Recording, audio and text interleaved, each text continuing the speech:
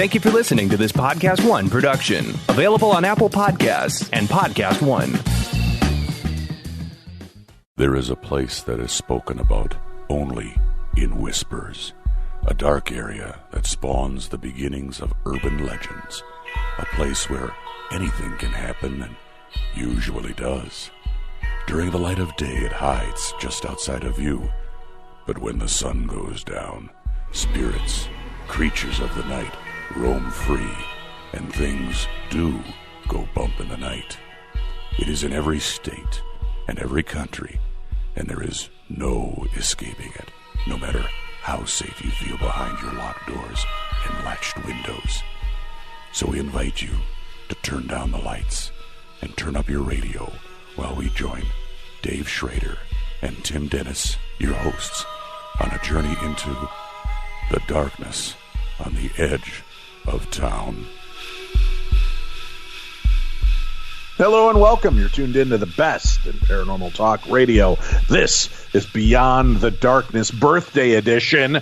I'm your host, Dave Schrader. Over there, that's the birthday boy, little Timmy David Dennis. He's all grown up now. Quite the little man. Who's my little man? Who's my little man? I guess. Happy birthday, Tim. Well, thank you. That'd be me, the little man. Yeah. Happened earlier this week. It did. It happened earlier this week, but we are now recognizing said birthday. It did. I had a little birthday celebration on Monday. Yeah, very nice. It was a busy damn week. You know, we had our good friend from college had a birthday. Yep. Guy who created the theme song for Darkness Radio. I'm still in that vocal intonation. and Beyond the Darkness. He's been right. a busy boy. Yeah.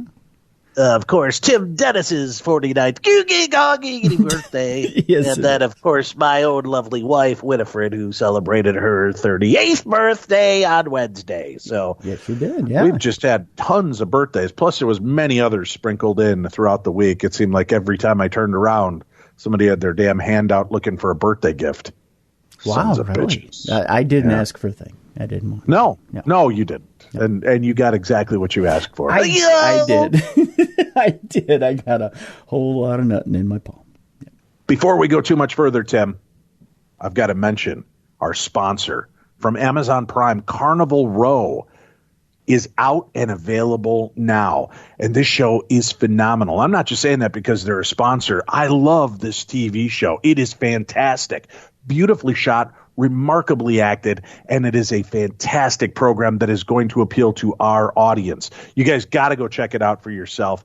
With a serial killer loose on Carnival Row and a government that turns a blind eye to the deaths of its lower-class citizens, Rycroft Philostrate, a war-hardened investigator played by Orlando Bloom, is the only person willing to stop the murders and maintain the fragile peace. But when Vignette Stonemoss, a fairy refugee, turns up in the burg, she forces Philo to reckon with a past that he's tried to forget. It has got all types of fantastic elements twisted together into one breathtaking tale. Check out Carnival Row right now on Amazon Prime. Timmy D, we've got a lot of stories to cover. This has been a crazy week. Since we're talking entertainment news, why don't we just knock out all those entertainment stories? You'll have to do a little picking and weaving through your list, but let's talk all of the strange paranormal entertainment news that's out. Sure. Let's talk Ghostbusters right away, Dave. Let's talk about it returning to theaters in October with some rare alternate takes of some famous scenes. Ahead of next year's Jason Reitman-directed sequel to Ghostbusters, Ivan Reitman's original classic is once again gearing up to return to theaters for the Halloween season. In celebration of the paranormal comedy's 35th anniversary, Fathom Events is giving you the chance to get slimed again for 2 nights only. That'll be Sunday, October 6th and Thursday, October 10th. The re-release will bring Stay Puft and the gang into more than 600 theaters nationwide. The special 35th anniversary presentation of Ghostbusters will feature an introduction that reunites key members of the cast of this iconic film, sharing the memories of making a film that remains a cultural touchstone. This, according to Fathom. The introduction will also include newly unearthed and rarely seen alternative takes from famous scenes. Interestingly enough. Now, that sounds cool. I'd love to see it with scenes that we've never been able to witness before.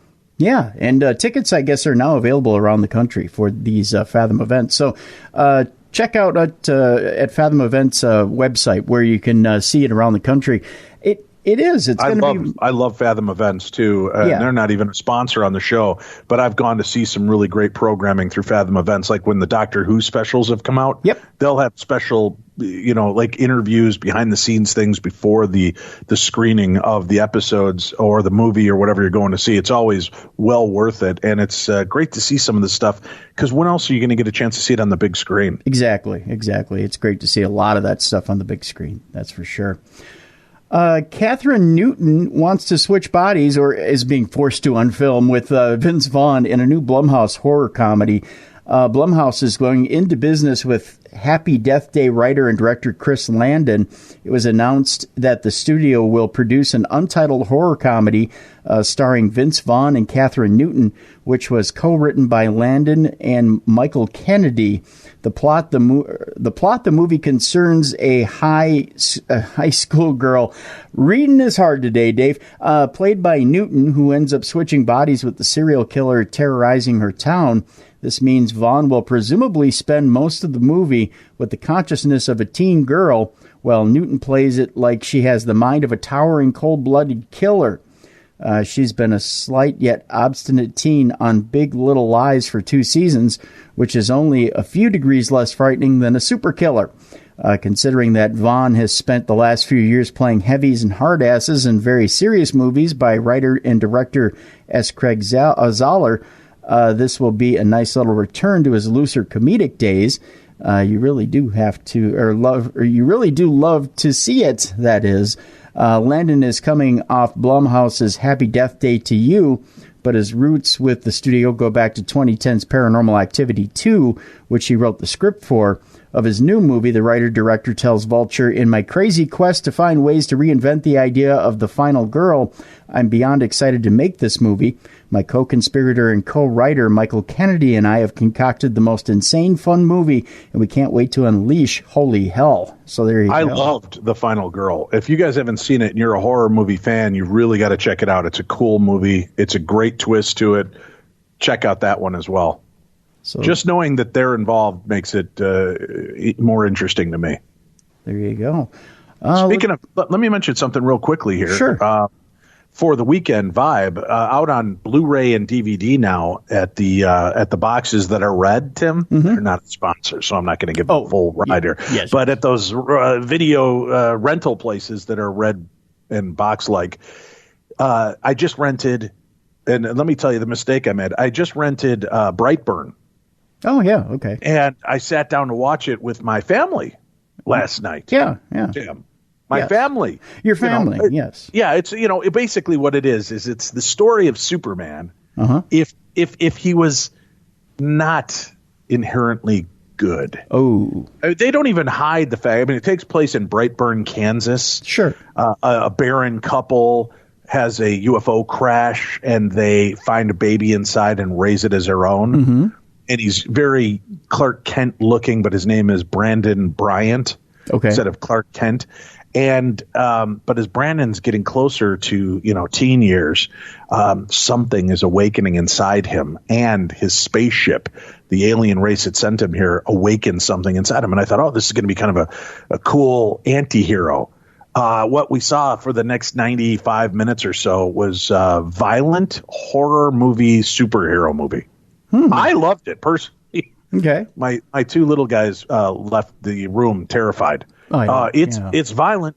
It's got some good scares in it, but I loved it just because I've always wanted to see a Superman movie where he is what we would see today. I honestly believe if Kal-El crashed on Earth in 2019, this is the kind of obstinate little prick we would have to deal with. Right? No, you can't spank your kids now. You can't lock them in closets. I mean, you can, but it's frowned upon, Tim. Yeah, I think they call it abuse now. Yeah. So, but those quote unquote abuses that kept you and I in line, so we're respectful adults. Oh, sure. Yeah. And we're good kids. Yeah. That we've lost on current generations. Yeah, if that happened and there wasn't, Martha and Jonathan Kent to lay down the law and keep young Clark in line, that's what you would get in this movie. And it's good. I enjoyed it. I would say out of 5 stars, I would give it a solid 3.5 stars for entertainment and just, comic book nerdery. Now, for most of you that are kind of burned out on superheroes, this one's okay because it feels more like a horror movie. It really does, with the superhero slant. So, and I shouldn't say superhero slant. It's basically, what if Lex Luthor was Superman? He's just a homicidal maniac. But it's a fun little movie. Again, 3.5 out of 5 stars. It's a great rental, for kicking around at the house. So go check it out for yourself. All right, where are we going next, sir? Oh, if you want to continue on the entertainment scene, I can. Yes. Coming up tonight, as a matter of fact, Dave, is our good friend Chris Jericho is wrestling tonight, the main event of AEW's All Out, which is taking place in Chicago at the Sears Center. And there's a little rumor that's swirling around, Dave, because today CM Punk is taking place at a little event called StarCast. He's doing a Q&A. And there's a popular rumor out there, Dave, that CM Punk, who hasn't wrestled in a wrestling ring in quite some time, he's done some horribly, horribly terrible MMA work in UFC. He's 0-2, Dave, and he's been knocked out twice. That he may return to the wrestling ring tonight. Now, this is just a rumor. There's nothing concrete about it. In fact, he himself has said, no, I'm not going to do that. In fact, I'm not even going to step in the ring. But he has shown up earlier this year in a ring in West Allis, Wisconsin, but it was underneath a mask. What does this have to do with anything in the paranormal, Tim? That's what I was Dave? Curious about. Yeah. Well, here's what it has to do with. Are you going to tell us? No, I'm just going to espouse about stuff having to do with wrestling because it feels good.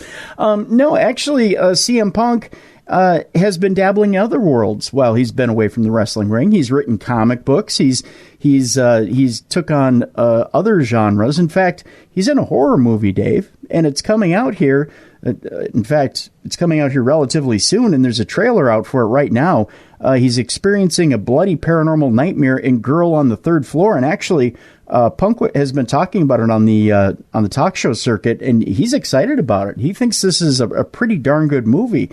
Former WWE superstar Phil CM Punk Brooks will soon be seen in the Soska Sisters remake of David Cronenberg's Rabid, and he's also the star of the show in the upcoming Girl on the Third Floor. Punk plays the lead role in the Dark Sky horror film, the writing directorial debut of producer Travis Stevens from We Are Still Here. It's headed our way in October.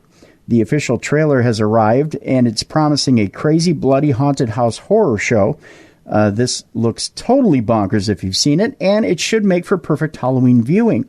Punk stars as Don Koch, a man who is failing as a husband, and he now views fixing up an old house as a chance to make up for past mistakes.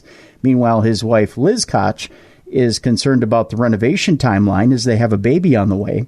As Don tears the house apart, it begins to tear him apart as well, revealing the rot behind the drywall.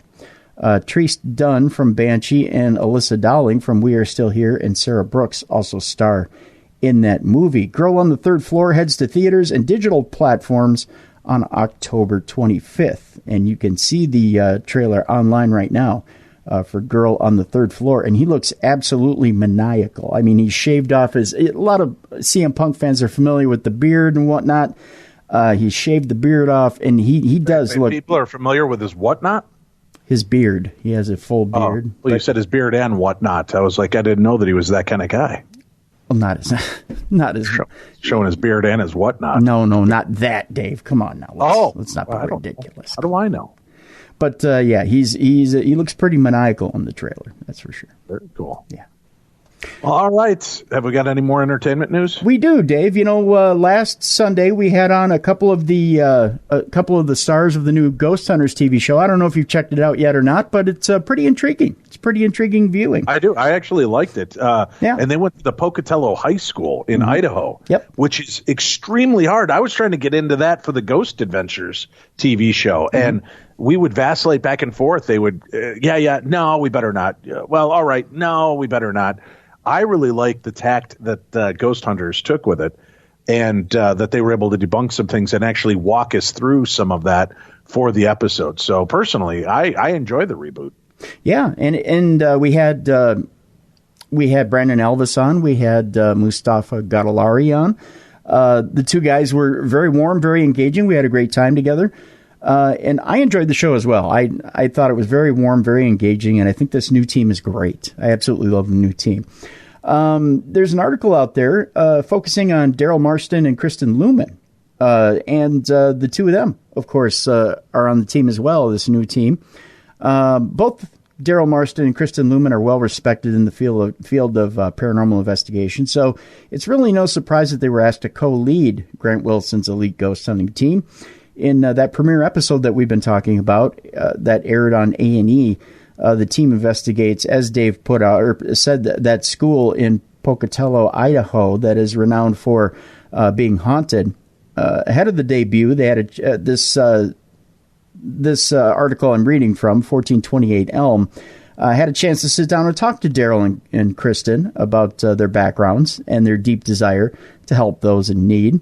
And they said that it's all about leading with the heart. Kristen went on to say, I was picked for a show on Sci-Fi called Ghost Mine because of my education in parapsychology. And that show actually held the time slot right after Ghost Hunters. That's where I gained recognition in the field. She went on to say a few years later, I was asked to guest star on Ghost Hunters, although Grant had already left by that time. Him picking me as a member of this team was the first time I actually got to meet him. Daryl went on to say getting on Ghost Hunters was a complete surprise. I was in the kitchen at about 7 p.m. at night back in February playing Nerf gun wars with my 7-year-old son Aaron and received a phone call asking me to try out for a paranormal show. At the time, I had no idea it was Ghost Hunters until I was flown to L.A. to interview for the actual job, and after about 6 weeks of back-and-forth emails, phone calls, and Skype interviews, I was hired. And a week later, I was on a plane to our first case. And no, I've never worked with Grant before. We didn't know Grant was involved at all until the night before our first case, and it was a complete surprise. Pilgrim and A&E did a great job with keeping that from us. Daryl went on to say, as a contractor, they had asked the question, 1428 Elm did, you both have very interesting backgrounds that give you different insights into the various cases that you take on. They asked Daryl first, you've led your own successful team in Delaware for many years, and he was a firearms instructor and contractor, two very interesting skill sets that served him well in his present career. And then they asked him, how did you become involved in paranormal investigations? And he says as a contractor, he knew homes inside and out, so when he was on a case, it was pretty easy for him to disclaim certain noises and other simple things like plumbing, HVAC, and electric as not paranormal. He also said he had to put some theories to the test, like the fact that when someone is doing work or demo on an active location, it can also raise the activity in that particular locale. He said we actually tested this on one of our episodes, and it was quite amazing to see the results. He said back in the mid-2000s, he was invited to a paranormal investigation during a Halloween event, and after about 3 hours, he said, I was hooked and knew I wanted to do this as a hobby, but I never guessed it would get me on Ghost Hunters. 1428 Elm then asked Kristen, as a hypnotherapist, you're keenly aware of how the mind can be prone to suggestion. Does this training enable you to flesh out false claims or determine poltergeist activity as opposed to a traditional haunting? Since you are a parapsychologist, what questions on your checklist or on your checklist when you are looking to verify paranormal phenomenon? She went on to say, I like to try to go into any location very neutral by not trying to prove anything or disprove anything. She said, I believe that's the best place to function from as an investigator because it helps you take in the experience authentically as opposed to consciously or unconsciously trying to make an experience happen. She said, I interview a paranormal witness with the mindset of how might it have been possible for he or she to have this experience without there actually being a spirit involved.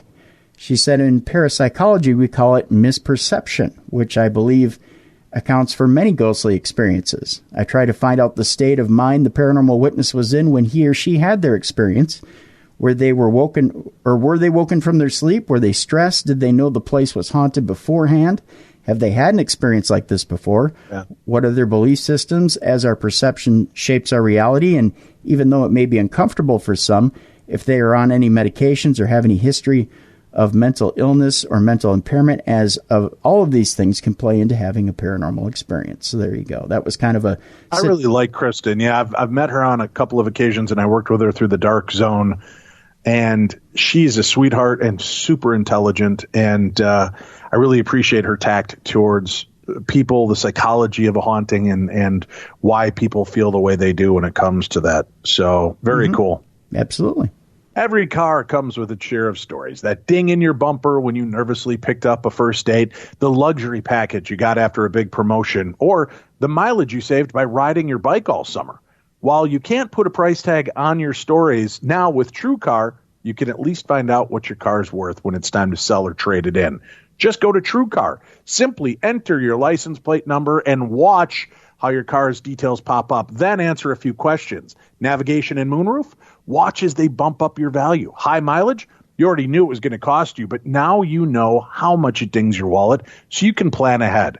Once you're finished, you'll get a true cash offer sent in just minutes, which you can take to a local certified dealer to cash out or trade in. So when you're ready to experience a better way to sell or trade in your car, check out TrueCar today. True cash offers are not available in all areas. This entertainment section was brought to you by Amazon Prime's Carnival Row. The new series is out and available on Amazon Prime right now. Go check it out. You guys are going to love it.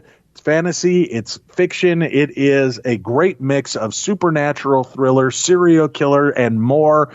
You're going to love the show. Go check it out. It's on Amazon Prime. All right, we've got phone lines, Tim. I don't know if you're aware of this, a little thing we call the Voices from Beyond voicemail. Mm-hmm. People can call into the show, Tim.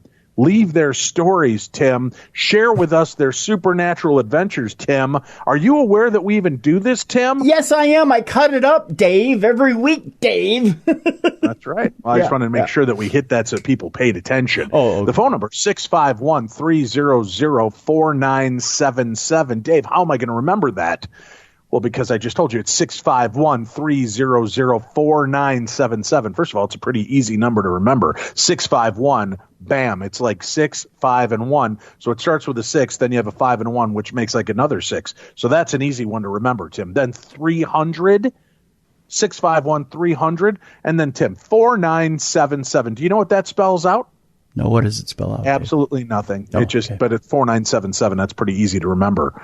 Okay, so it's 651-300-4977. Call in, share your paranormal encounters, just like this caller did. Hey, Dave and Tim, this is Aaron. I had several experiences at what I would consider to be some sort of hot spot at a family cottage in Carroll County, Ohio, literally in the middle of nowhere on a lake. So the first experience happened probably when I was around, I would say, 7 or 8 years old. We were out on our pontoon boat and coming back from fishing with our family. So it was me, my parents, big brother, and uncle, aunt, grandparents. So it was a loaded pontoon boat full of people and a beautiful summer afternoon. And as we were coming back to our dock, there looked to be what looked like when you see a airplane and the light reflects off of the airplane and it creates like this big bright light. And that's what it looked like for a moment. But then it started moving erratically and literally all over the place, changing direction, had no sound, was zigzagging, and just literally looked like a light dancing in the afternoon bright summer sky. And all of us were seeing this. I remember as a kid seeing this and just wondering what in the world this was or what kind of airplane that could have been, because that was really cool. And my parents and the adults that were all with us were just struck with awe, staring up at this, and it was so interesting, in fact, because I remember the boats that were stopping and people all over that portion of the lake, several other boats, were stopping and looking up at this and pointing, and we were all looking at each other, and the adults were even looking at each other and shrugging and lifting their shoulders up like, what in the world is happening? And to this day, we talk about it with my uncle and my parents, and just kind of reminisce about that. So that was the first paranormal experience that we had down there. The second one is kind of a two-parter, and this involves Sasquatch experience, in my opinion. So what happened in this situation was happened probably about 5 years ago, the first portion.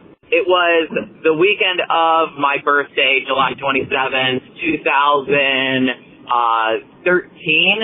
and me and my brothers were down on our dock fishing, and if you were to look to the shore from our dock, there's about 3 miles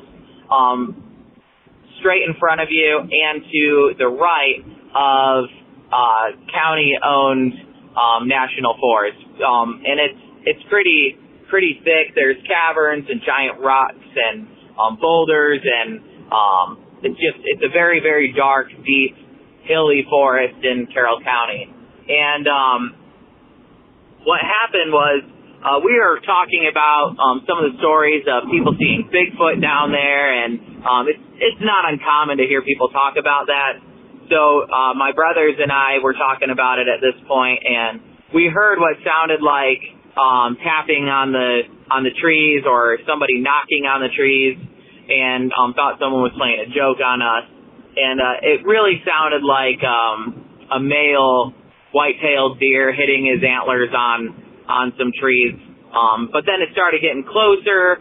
You heard some sounds of more like grunting, and we were still kind of joking around about it, but also a little bit nervous.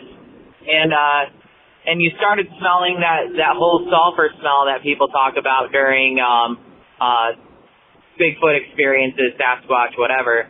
So it stopped right around 1 o'clock. We were out catfishing 1 o'clock a.m. And as I'm walking up to our cottage, I just needed to go take a leak. And I'm walking up, and to play a joke on my brothers, I decide that I'm going to pick up about a softball-sized rock and chuck it as far as I could into the woods, hear it knock around, and just give them a bit of a startle. Well, it worked. I did that, and about 10 yards I was walking, so just a couple of seconds later, the rock came back out of the woods and landed in front of me, which made me basically crap my pants.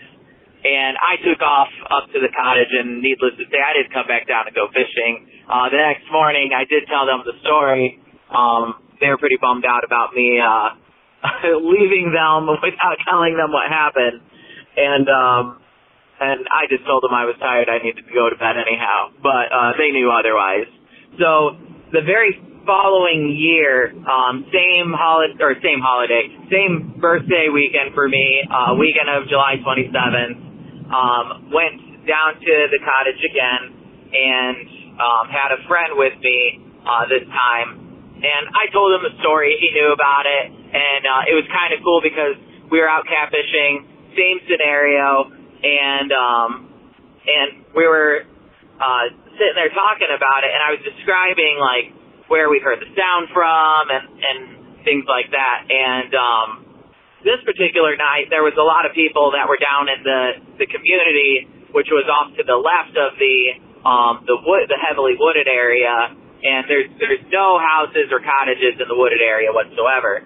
So, but the housing area was really busy this weekend. A lot of people were down partying, hooting, hollering. So my friend and I, we were just being funny, and you would hear the people partying yell, we would yell, and kind of make the Sasquatch noises that you hear on Finding Bigfoot or whatever, and the things like that. I know I sound ridiculous, but again, it wasn't until later the party winded down. we were still yelling and calling, making fun of the people who were probably passed out at this point. And we started hearing moving around, and not knocking this time, but just movement. And then, sure enough, all the lights went out on the lake at about 2 a.m. It must be an auto thing, so there was no street lights that are typically out there, but it's dark anyhow. And we're sitting there just listening to the movement, and then we hear what sounds like somebody throwing a boulder into the water. I mean, or bowling ball, sounded ridiculous. So the following morning, we went down the path to see if we could see what it was, look for footprints, things like that. No avail, but we did see what looked like a rock that was just recently thrown in there, and this rock had to be probably about 2 foot by 2 foot-ish. So a big solid piece of limestone, and just didn't seem possible. I'm a pretty built guy, or was at the time, and there's no way I could have thrown it in the water, me personally. So for a human to go through and do that, for a human to have the night vision and my part 2 of it, to see this rock and throw it back out, or whatever the case was, it seems pretty ridiculous. So I don't think that would be humanly possible. I'm a very realistic person, but at the same time, I question a lot of things, as well as science and things that we know. So I definitely believe that there's a spiritual realm. Me personally, I am a believer in God, but I am a believer in things that are supernatural, from whether it's extraterrestrials and Bigfoot or spiritual beings. I really liked a segment I was listening to earlier this week with an author, Strangest Things. He had some interesting concepts and shared a lot of similar beliefs to myself. So was really excited about that. Just found your guys' podcast and absolutely love it. And really appreciate what you guys are doing, having fun while you're doing this.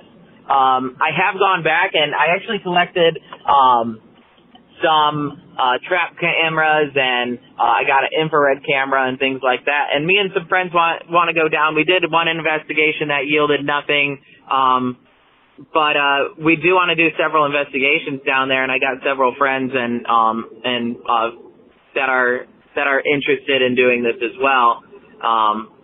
And trying to do something to see if there's anything down there, if there is any warrant to my stories. So it's going to be pretty cool to see what happens next. I think our next trip down is planned for mid-September, when I'm on vacation for a few days. So I'll keep you guys updated. Keep doing what you're doing, and prayers with your family, Dave. See, it's just that easy. That's how easy it is, Tim. All people have to do is pick up their phone, their cell phone, their Skype. They can contact us any way. They can dial this number, 651-300-4977, and share their stories with us right here on the air. It's very simple, very easy. We've put it all together in one comprehensive place, so go check it out for yourself. 651-300-4977. Call in, share your story. It's 3 minutes. You could tell your story. If it goes longer, just call right back, continue your story. Tim will edit it together, and we will air it on an upcoming episode. All right, Mr. Dennis. Where are we off to next? You say that so accusingly. I don't know what you're saying, Mr. Dennis. Well, Dave, we go to Paris, where the question has been raised. Did Princess Diana predict her own death months before that fatal Paris crash? I'll let you go dun, dun, dun at any time. I didn't need you. You just did it. Oh, that's true. Yeah. In the early hours of the August 31st, 1997, hey, there's an anniversary coming up. See how I did that? The world woke up to discover truly shocking news. Princess Diana was dead following a midnight car crash in a tunnel in Paris. It was a singular, decade-defining moment that rippled across the globe, resulting in an enormous outpouring of emotion and grief. No one knew how to respond, after all. Who could have even conceived of such a tragedy? According to Princess Diana's former butler, Paul Burrell, she did. She did. I can't even emphasize how many times I can say she did, Dave. Evidently, she foretold her own death. She did? She did. Okay. Yeah. In his 2003 book, A Royal Duty, Burrell wrote about a note he claimed Diana wrote to him just 10 months before the fatal crash, in which... One of those ones. A fatal crash? No, Royal Duty. Oh, a Royal Duty? Yeah, I visited White Castle, and afterwards I had a Royal Duty. Oh, did you? I'm sorry, that was like the 5-year-old in me. Go ahead, Tim. Good God. We're going to get plenty of letters now from France. I don't think so. No. Am I getting the country wrong? Probably. It took place in France. I'm going to be in France soon. I'll let you know if they're mad at us there, Tim. Okay, please do. Yeah. This is just going to get more emails. Burrell wrote about a note he claimed Diana wrote to him just 10 months before the fatal crash, in which she reportedly predicted her own death, right down to the mode of transportation. The letter allegedly detailed Diana's fears that Prince Charles was planning, quote, an accident in my car. Please don't bring up the Royal Duty again, Dave. I'm just cutting this off at the pass. Huh? Oh, boy. And that this period of her life was the most dangerous, quote unquote. Burrell said that the letter was dated October 1996, just 2 months after Diana and Charles's divorce. The full passage reads, "This particular phase in my life is the most dangerous. My husband is planning an accident in my car, brake failure, and serious head injury in order to make the path clear for him to marry Tiggy." I didn't know that was her nickname. Really? Tiggy? Nothing better. I don't know. Mm-hmm. The letter went on to claim that both Diana and Camilla Parker Bowles were being used as a decoy by Charles, who was accused of actually wanting to marry Tiggy Leg Bork? Prince William and Harry's nanny. I didn't hear that theory, really? Dun, dun, dun! There was a place for me to do that. Thanks, Tim. Yeah, there you go. I just threw it up like a little softball for you. Burrell kept the alleged note secret until the publication of his book and claimed it was given to him as an insurance policy. The Independent reported at the time, Prince Charles's name and references to Leggy Bork, however, she might have been Leggy, were originally redacted when the letter was first published in an excerpt from Burrell's book in the Daily Mirror. Their names were only revealed in 2007 during the inquest into Diana's death. The inquest also heard how Diana wrote, "I am sitting here at my desk today in October, longing for someone to hug me and encourage me to keep strong and hold my head high." The authenticity of the letter was questioned by Diana's friends, such as Lucia Flecha de Lima, claiming that the former butler actually forged the letter. Paul Burrell was perfectly capable of imitating Princess Diana's handwriting. "I don't believe she was fearing for her life, especially from Prince Charles, the future king of your country," she said at the inquest.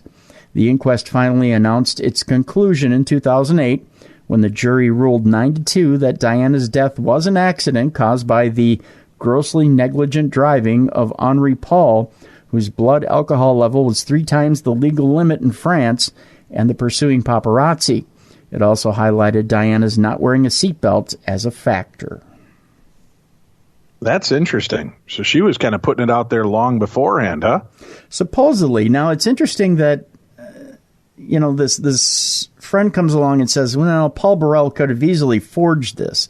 But is that the red herring that is put out there by Buckingham Palace to say, well, we throw this witness in there to throw you off, to discredit Paul Burrell as a credible source? I don't know. That's the beginnings of an interesting conspiracy theory. There's always that. We move on. Well, let's do this. Let's move on. Okay. We'll take a quick commercial break. We'll come back. We've got more news stories. We've got some of your Parashare stories, your phone calls, and emails when we return to Beyond the Darkness. The weekend's here. The time is right. And if you're looking for just the right show to binge, Tim, let me make a recommendation. Sure. Carnival Row. It's a 1-hour fantasy drama series starring Orlando Bloom and Cara Delevingne. The series is set in a Victorian fantasy world, and it's filled with mythological immigrant creatures whose exotic homelands have been invaded by the empires of man. You know how evil man is, Tim. Oh, yeah. Well, they struggle to coexist with humans, but they've been forbidden to live, love, or fly with freedom. Orlando Bloom plays Rycroft Philostrate, also known as Philo, a police inspector investigating a string of gruesome murders threatening the uneasy peace of the row. Cara Delevingne plays Vignette Stonemoss, a fairy refugee who flees her war-torn homeland to come to the Burg, where she must contend not only with rampant human prejudice against her kind, but with the secrets that have followed her to this new land. But even in darkness, hope still lives, Tim, as the human detective and fairy rekindle their dangerous affair despite an increasingly intolerant society. Come together. It's on now. Started August 30th. You can watch all 8 of the episodes. They're available Carnival Row only on Amazon Prime Video this weekend. Looking for a great true crime series to binge? Podcast One teamed up with WTOP to bring you 22 Hours, An American Nightmare. Check out the full story of a family and their housekeeper that were held hostage for 22 hours before being killed when the murderers set their mansion on fire. You heard about it when we talked on our true crime program about this. Now you can hear the full version of the story from start to finish. Stay tuned for an exclusive Q&A with the reporters behind the show about their 3-year-long journey for justice. Download 22 Hours, An American Nightmare now on Apple Podcasts and Podcast One.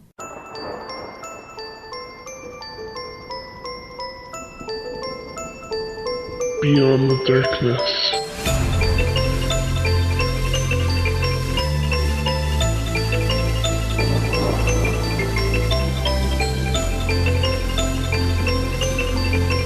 We're back. This is the best in paranormal talk radio. This is Beyond the Darkness. Give us a call. Share your strange supernatural stories at 651-300-4977.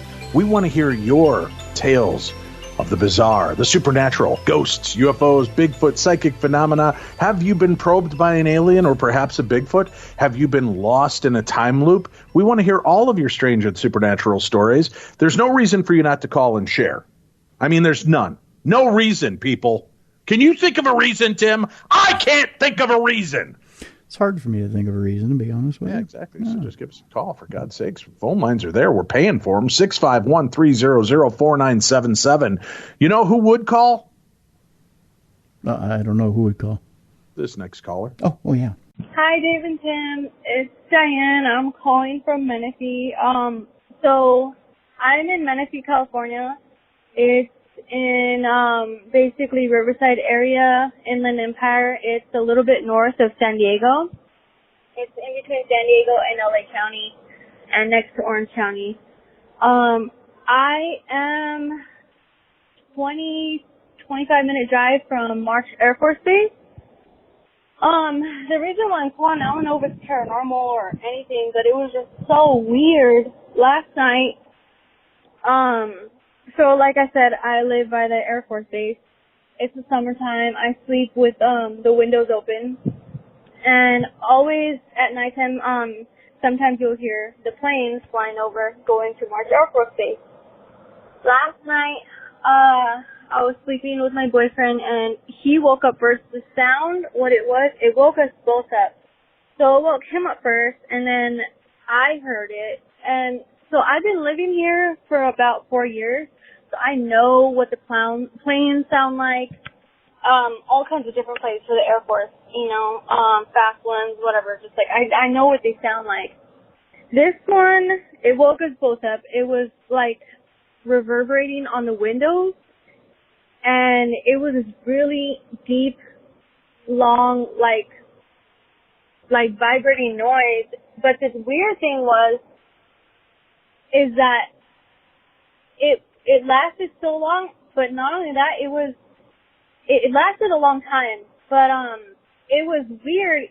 It was so slow, like whatever, and I didn't get to see it. Like if I would have, and I thought about this, like I could just get up, go outside, I have to put my contacts on first because I'm blind. I have to get up, turn the lights on, put my contacts on, go outside and see what this was. But this happened at like 12 or 1 o'clock in the night, so I'm tired. I'm like, okay, maybe it'll just go a minute and it'll go away. But we're both laying there, and how long it seemed like, I don't know if you guys ever seen the movie Spaceballs, but where the plane's going by, like, not the plane, the spaceship is going by super slow and it's taking forever. That's what it was like. It was going by so slow, and it was taking forever, and it was weird. Like, it was low to the ground, and I know it sounds crazy, and I remember it was so loud, and like, it was like crawling by slowly. It took a few minutes. Like, I was even sitting there thinking, like, if I get up and go, I can videotape this thing, but I was tired, like I said, so it didn't happen. And then, so after this thing finally slowly crawls out of the sky, like, passes over, right? Then the rest of the night, like, it's active, like, way active, like, loud, like, planes flying over, like, crazy, like, a lot, like, the rest of the night, and just, like, a loudness. I can't explain it. Like, usually planes, you just hear them going over, a couple, right? And like I said, it was active, but there was this weird noise lasting throughout until I fell back asleep again, like another 15 minutes. And it was just, I don't know, it was weird. So I don't know if it's paranormal, like I said, or maybe just anybody knows what it was and can tell me what it was. It was just the weirdest thing ever. So yeah, that's my story. If anybody knows, and they can let you know and let me know what it was, because that was the weirdest thing ever. Anyways, I love you guys. I love the show. I can't wait to hear you guys every Saturday and Sunday. You guys are the best. Love you. Bye. Huh? See? Not that hard. A phone call, and you get highlighted on our show. Tell them what they win for sharing a story on our show, Tim. What you win for sharing a story? You got your story on the air. That's right. How much money, Tim? How much do they get for that? $3 billion. No, that's incorrect, Tim. They get nothing. But you know why? Because we're worried about your tax breaks. And if we pay you, it could throw you over that level into the next tax day. So we're saving you money in the long run. But we still want to share and focus and have your story shared on the program. So thank you very much for calling in. We have another call we'll share in a little bit. But first, Tim, what's our next supernatural news tale?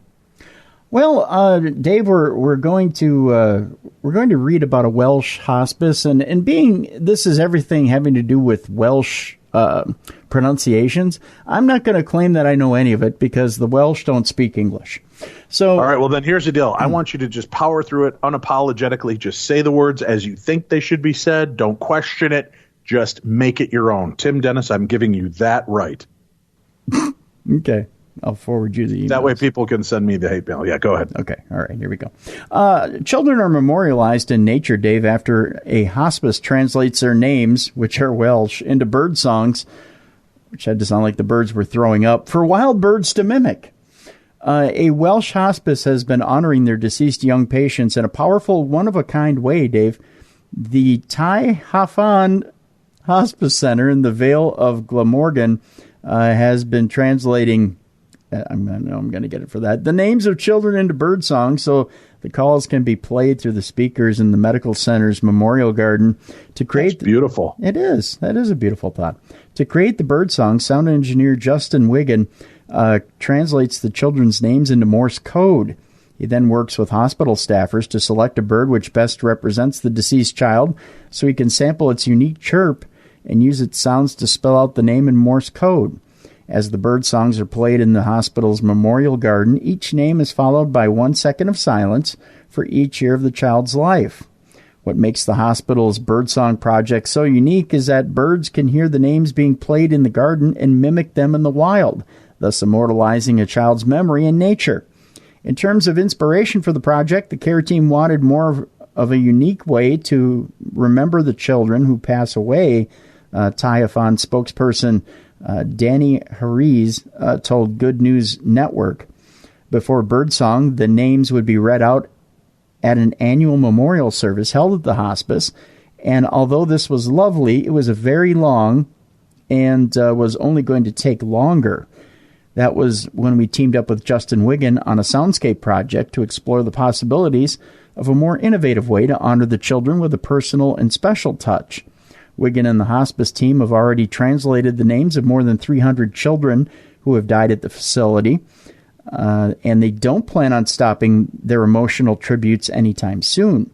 Now the bereaved parents can pop into the hospice memorial garden, sit down, and just listen to the bird song, which is played all year round.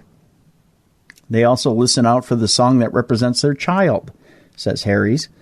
And the thought that this song could be mimicked by birds in the wild means that the child's name could really live on forever. Pauline Harvey, whose 10-year-old daughter Abigail was one of the children memorialized by the project, described the innovative as a humbling, breathtaking experience. I stood at the Memorial Garden gazebo listening as the individual bird songs came from different areas of the garden, she wrote in a blog post. All the songs were different from each other, unique and beautiful. As a surprising thing happened, it felt as though the emotional downpour lifted and the sun came out from behind the clouds. The actual real rain continued unabated. The weather was horrific and clearly had no sense of occasion, the article went on to say. I felt overwhelming warmth and comfort. I was no longer waiting to hear Abigail's name. That didn't seem to matter anymore, she went on to say. She was part of a chorus. She was part of every bird song. The silences celebrated each individual short life, but it all felt like the children were together in the song of each bird. Abigail is not alone, she concluded. She is with friends, and they are all joyfully singing. That is so beautiful. Yeah, it is. That is a neat story. Yeah, very neat. It's training very, the very birds to learn how to sing these names. Yeah. Dude, I mean, seriously, that has got to be one of the most beautiful little twists and stories I've ever heard. Yeah. Well done, people behind that. Yeah. Yeah, very, very nice. Very nice. Very nice. I like you. Very, very nice. I like that. Come on. Sorry. Well, Jesus. Hey, Dave and Tim. That's us, by the way. Oh, hi. I wanted to share my experience with night terrors or sleep paralysis. I really don't know what it was for sure because I knew I was asleep and I would feel this darkness enter the bedroom. I never actually saw it. I could only feel it. It felt like 1,000 pounds weighing me down. I wanted to move, but I couldn't. The more I fought, the worse it got. Then I happened to watch a comedy show on Netflix called 3 Mics with Neil Brennan. And even though it's a comedy, he talks about depression. He said his depression felt like a weighted vest, but it wasn't life-threatening, but rather life-dampening. After hearing that, a light bulb went off in my head. I somehow made a connection between my night terrors and my depression. I realized the darkness I was feeling in the dreams was the same way my depression made me feel. The next time I felt the darkness coming into my dream, I told it something like, I know you are here and I'm not afraid of you. And it worked. I haven't had a nightmare since. Have you ever heard of a connection between the two before? I felt the need to share because I hope this story can help anyone else who might be dealing with night terrors. Sorry if this seems like I'm rambling on. I'm on some pretty heavy painkillers after a recent spinal fusion surgery. Ooh. Thank you guys for everything you do. I love the show. Thanks again, Hank. No, Hank, first of all, you're not rambling. That was a really cool concept, something unique and different. And boy, if there's a way to help people deal with the depression and the night terrors, and you just shared it, thank you so much. Yeah. We deeply appreciate that. That's an interesting facet.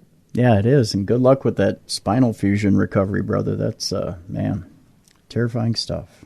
Well, thank you very much for sharing. And I know this is going to be a rough time. I hope you'll listen to our podcast to keep yourself entertained. And please reach out to us if there's anything we can do to help you. We appreciate you listening. All right, Tim, where is our next supernatural news story? Well, Dave, this one's an unusual one. A doll possessed by a double-headed demon was caught on camera by a shocked dad.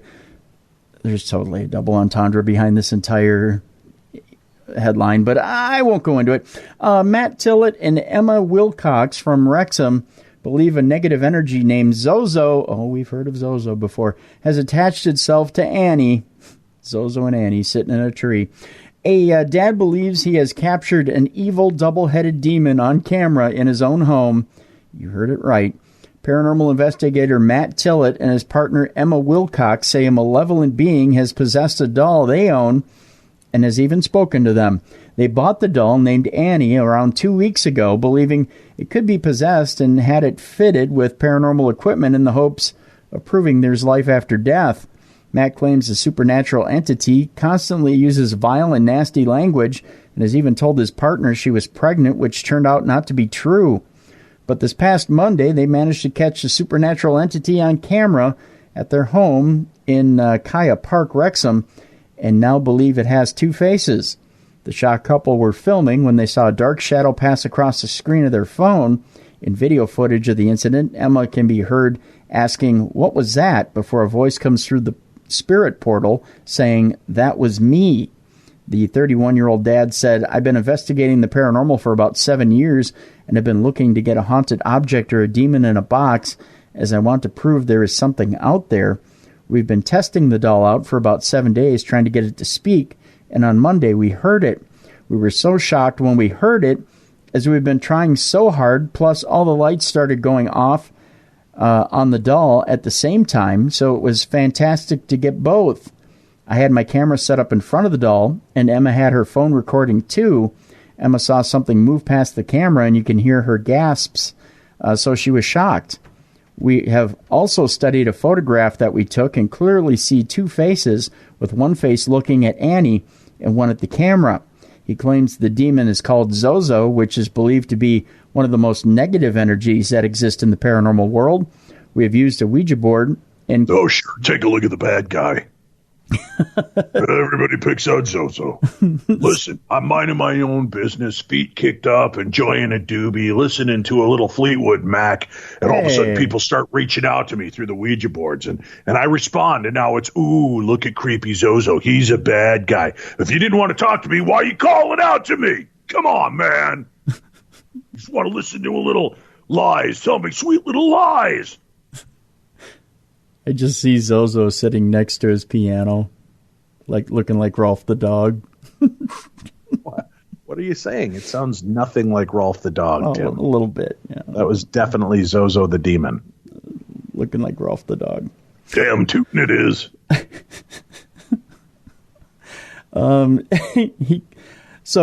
He says, we've used the Ouija board and it claims it is called Zozo, which is a negative energy. The demon is also attached to Emma.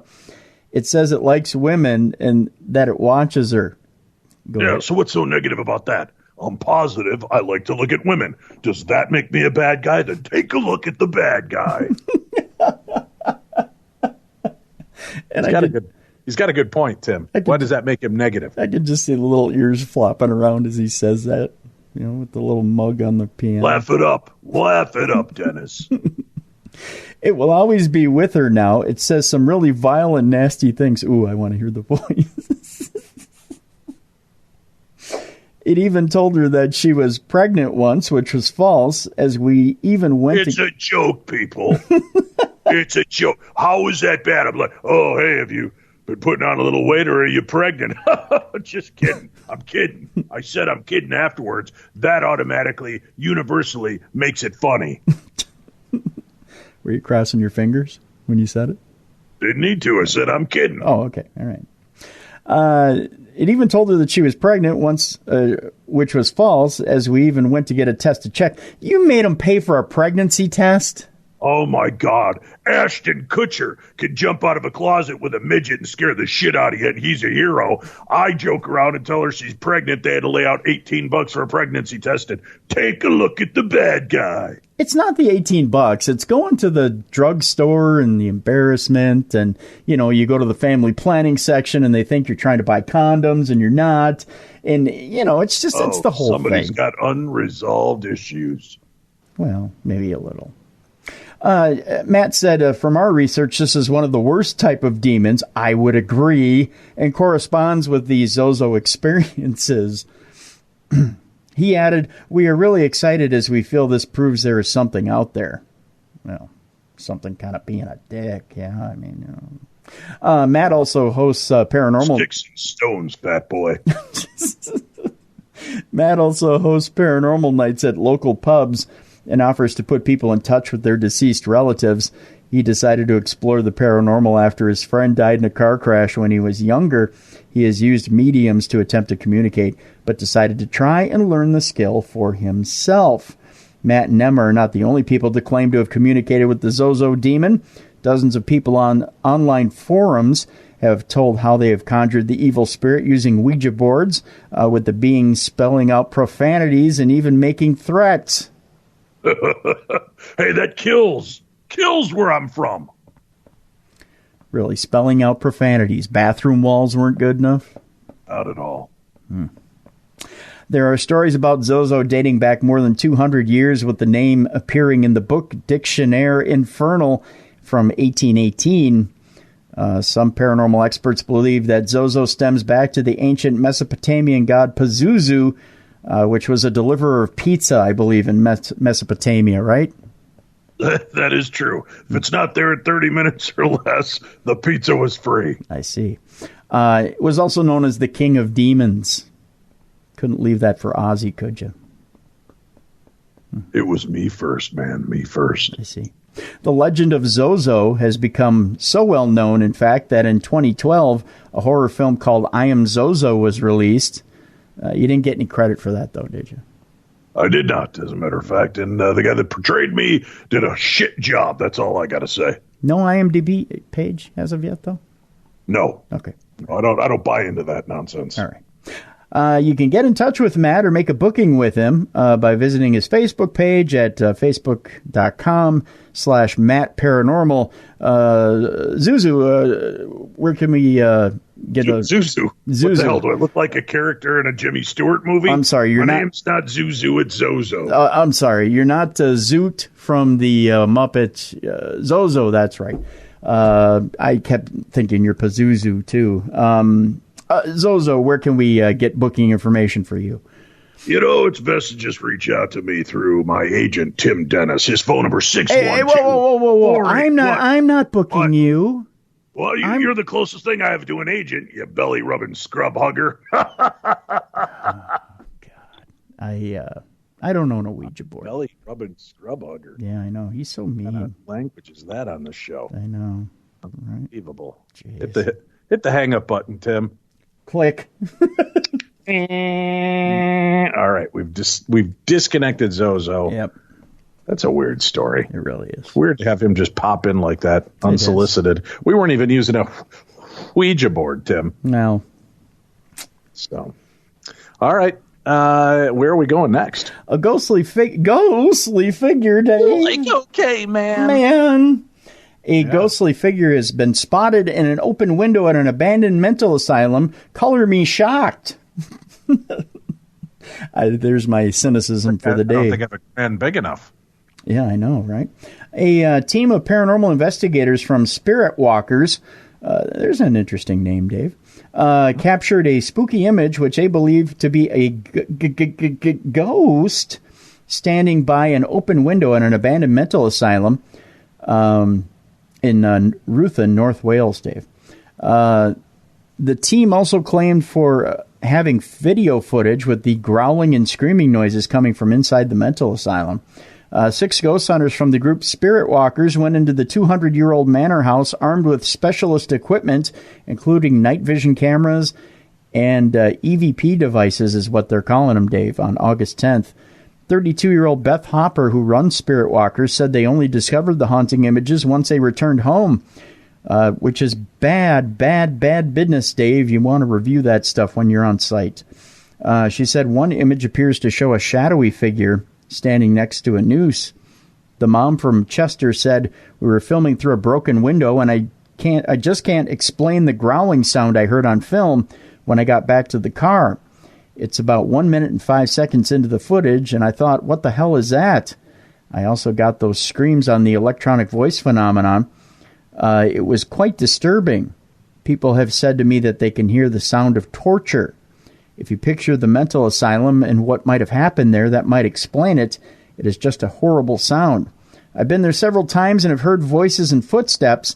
One girl said she felt a nurse was standing right in front of her in the dark. We also heard reports of an ex-patient there who thinks he's a Roman soldier Didn't most patients think there were Roman soldiers there if it was a mental asylum? And what's that? I said it would seem so. Yeah, I would think so. And who marches up and down the corridor and throws stones at people. Well, you got to get their attention somehow. I was glad to get out of there in the end, but then when we did, we saw a noose hanging from the window that we had spotted with our torches before we went in.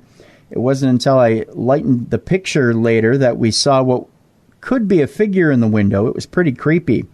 Pool Park dates back to the 16th century when it was home to the Salisbury family, and the manor house was rebuilt for William Bagot, or Beaujeu, either way. Second Baron Beaujeu, whatever it is, in the 1820s. It was apparently lost in a bet by the family and was later sold to the District Health Authority, becoming a convalescent home and then an asylum used as an overspill for North Wales Hospital before closing in 1989. Weird stuff, man. Yeah. Hi, Dave.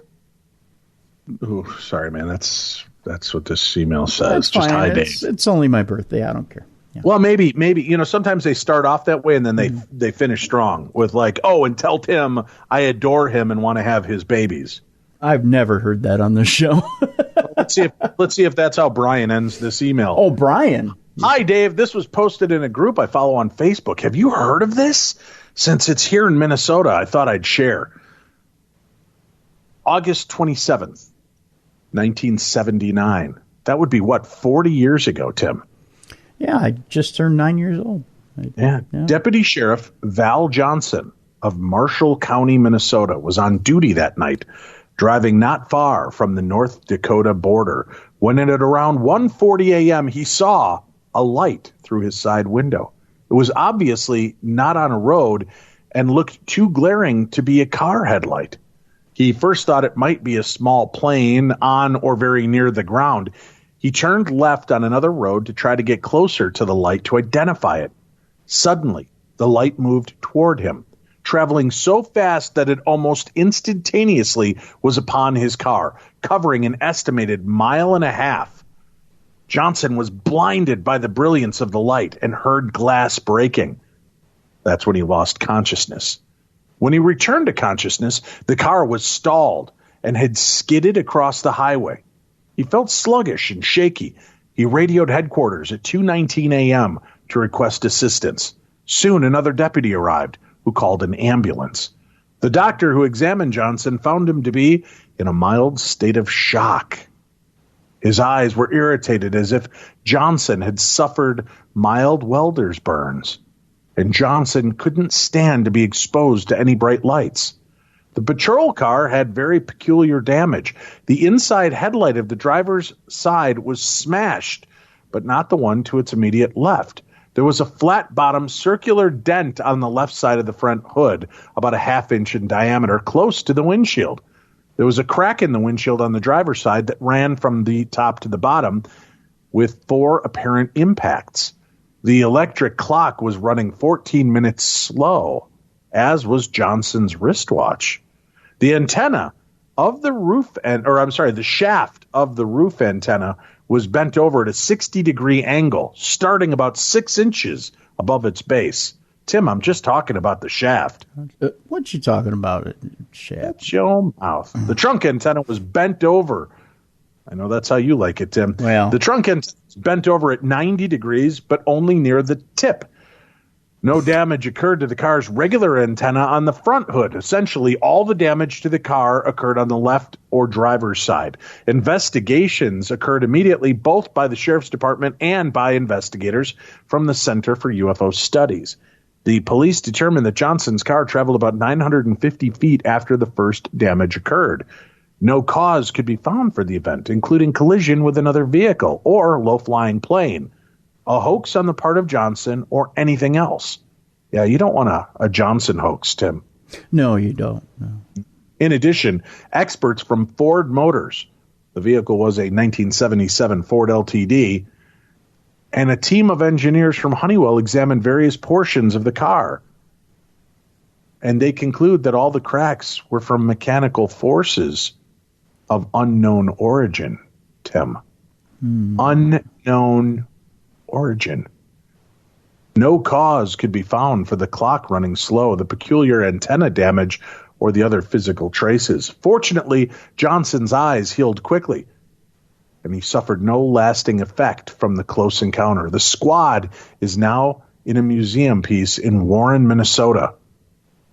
And that comes from Brian Ness, who says, P.S. Tell Tim, happy birthday. I love him and would like to have his children. You made that up. I might have, Tim. Yeah. I'm not certain. There's a chance that part could have been embellished a little bit. I think it was, yeah. All right.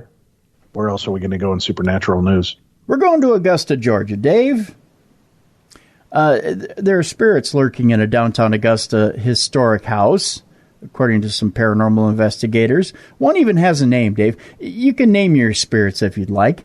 After several reports of possible ghosts at Ware's Folly, home to the Gertrude Herbert Institute of Art, that's pretty classy, Dave, if you think about it. I just see a small guide inside the Institute of Art going, "Welcome to the Gertrude Herbert Institute of Art." I don't know why, I just do.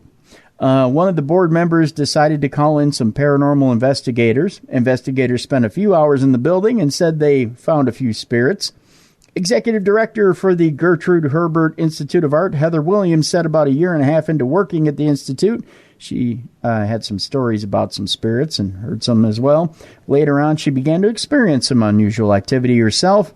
She said, "We had one day where a book sort of flew off of the shelf. It was a large 3-ring binder, and it should have toppled off the shelf if somebody had just bumped it, but there was nobody there, and it shot out and then dropped. That was the first time we had anything that really happened. That was a little off." Another time, Williams and other staff members heard footsteps and even called the police to check things out. The footsteps got closer and closer to where our stairs are, and the stairs led down to our offices, and they're carpeted. And then we heard what sounded like a foot dragging on the carpet. It kind of freaked us out. We grabbed our purses and we left. We called the police and just asked them to do a walkthrough of the building, she said. Turns out Heather may be working with a few spirits. About 2 months ago, the Institute called in Middle Georgia Paranormal Investigations. The investigators said they found a few spirits in the 200-year-old house, including one named Ian. See, they have names. In a video of their findings, you can hear an investigator say, "Can you tell us your name?" Then the spirit replies with, "Ian." Well, that's very proper and nice. It is, isn't it? Investigators said another one told them to go away. And from the, I don't know why he's speaking in a British accent there in Georgia. And from the attic, they said they heard another one sigh. I don't know. Yeah, like that. Just the fact that there was anything at all was kind of cool, said Williams. Now the staff hopes to make it something everyone can enjoy. I think what we're looking into doing is maybe having some kind of a late night dinner, something that is kind of themed around the history of the building, she said. We've also talked about costume parties and themes, historical parties, etc. The staff said they plan to have an event scheduled soon for October. We'll let you know when we have those details. So they just went from having the crap scared out of them to planning dinners around it, Dave. Well, somebody's got to do it. I guess so. Mark Brinkerhoff, our guest tomorrow, Tim, he is a true UFO repeater, and he's established contact with humanoid-like entities from other spheres and dimensions. He claims he has the ability to just aim his camera at the sky when they tell him to, and he will capture unexplained images on film. So you want to tune in tomorrow to hear this story and hear some of his actual firsthand accounts. So tune in and check that out tomorrow. Speaking of firsthand accounts, Tim, you know what I love about this show? What's that? That we're so easily accessible. Do you know what I mean by easily accessible, Tim? We'll date anybody? No, I'm married. My wife would frown heavily upon that. But Maybe. what it means, Tim, is that we're easy to contact. Oh. You can always email me, Dave, at darknessradio.com to share your stories. You could always email Tim at darknessradio.com to be mad at him for the way he pronunciated all of the enunciated words that he misappropriatedly, spokenly said. Sure. Yeah. And then you can also call us. That's an easy way to reach out to us. Like Tim's number, 612. What? What? No, don't give my number out. Oh, fine. Then just call our Voices from Beyond voicemail, 651-300-4977. You can leave us a voicemail if you just want to say hi, tell us how much you love us, tell Tim you want him to be the father of your children. You can leave that message. We prefer you call to tell us your stories of the supernatural, just like this caller. Hi, lads. My name's Kevin. I'm from Scotland. Long-time caller, first-time listener, eh? Just want to tell you a story about maybe some of you guys will know Venice, and specifically the Doge's Palace in there. So for me, what happened was I was in there with my ex-partner, and we were, going on a sightseeing tour. There was one outside what turned out to be the kind of the council room where people passed judgment on people, i.e. the Doges and the gentry, etc. I was very nervous, wanted to get out straight away, didn't like it, and then just the next room turned out to be where prisoners after they'd been sentenced were taken out. Again, didn't like that, agitated, just wanted to get out. And the weird thing was, you go through it's called the Wailing Tunnel, or the Tunnel of Sorrows, over from Doge's Palace over to the next block over. And what happened was, we went with a bunch of tourists, and as soon as we went in the dungeons there, it was just me and my ex-partner, and just really weird, man. So after that, I felt kind of really down until we went into Judaica, and there was one church I insisted we go into, and that turned out to be a church that was built just after medieval plague in Venice, and basically they didn't let the Doge actually come over from the main canal over to Judaica to kind of be at the ceremony, and I felt so much lighter after that. It sounds weird, can't explain it, don't have any evidence for it, but I'll tell you what, that was kind of my story. It sounds a bit weird, but there we go. Thanks for your podcast, and really appreciate it, guys, so keep it up. Cheers. Bye. Very cool. Very simple. That's the way we like it. That's the way we are. Tim and I are very cool and very simple. And now you can be that way with us. 651-300-4977. Tim, where are we going next in the world of supernatural news? Fayetteville, Tennessee, Dave. Well, doggies. Yeah. Mm-hmm. I'm craving barbecue now. I want barbecue. I didn't get for my birthday dinner. I had Italian, and that was nice. But I wanted barbecue. Really? Just saying. Did you think of telling them you wanted to go to barbecue instead of Italian? Well, no, because Italian was just fine with me too. Oh, okay. I'm not very discerning. Italian barbecue. What's that? What if we get Italian barbecue and we introduce that next year at the state fair? Ooh, spaghetti and barbecue ribs. Right. What if we were to take barbecued ribs, then wrap it in spaghetti with a little marinara, and then what we do is, Tim, we take it and we deep fry it and we put it on a stick. Huh? And then offer some sort of ipecac or something for you to throw up right afterwards? Because why? I don't think that's staying down, Dave. I think I do. Really? It's delicioso. Let's try it. Deep fried ribs with spaghetti wrapped around it. We'll just it'll be spaghetti and meat strips on a stick. Yeah. Yeah. I like all right. that. Okay. Fayetteville, Tennessee. That's where we're going next. It turns out that an owner says that teens, metal scrappers, and paranormal thrill seekers are breaking into an old Fayetteville hospital. It's not the zombie apocalypse, and nobody's looking for medicine anymore. They're just thrill seekers.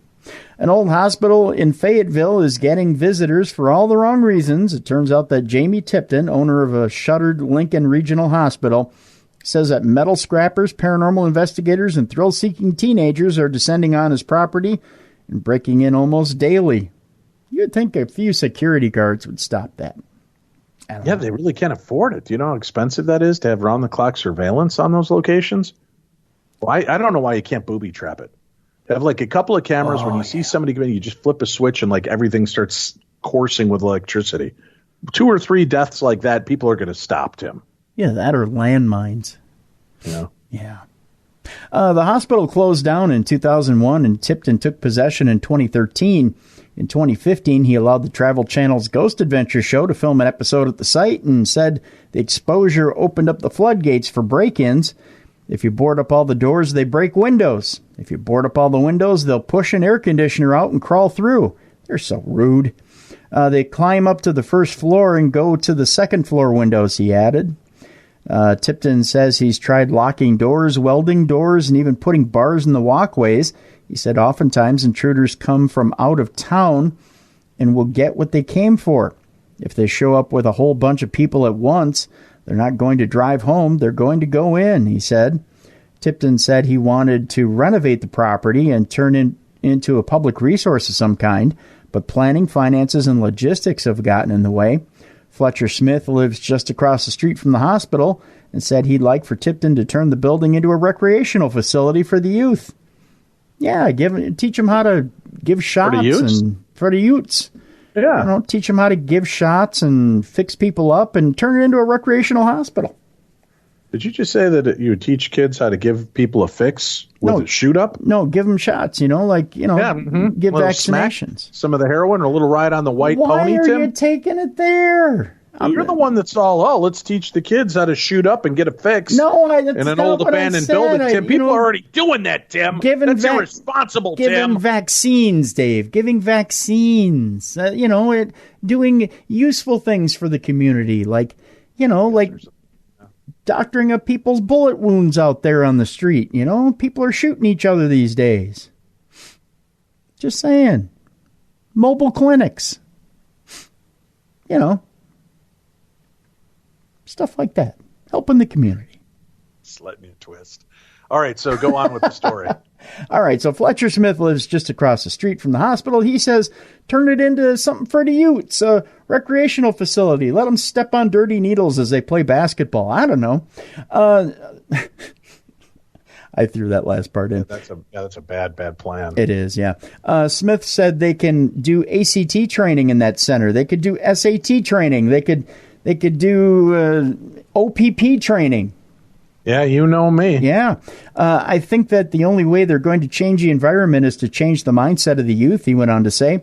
Fayetteville Mayor Michael Wisenet, close enough, said the planning department does want Tipton to do something with the building and called it an eyesore.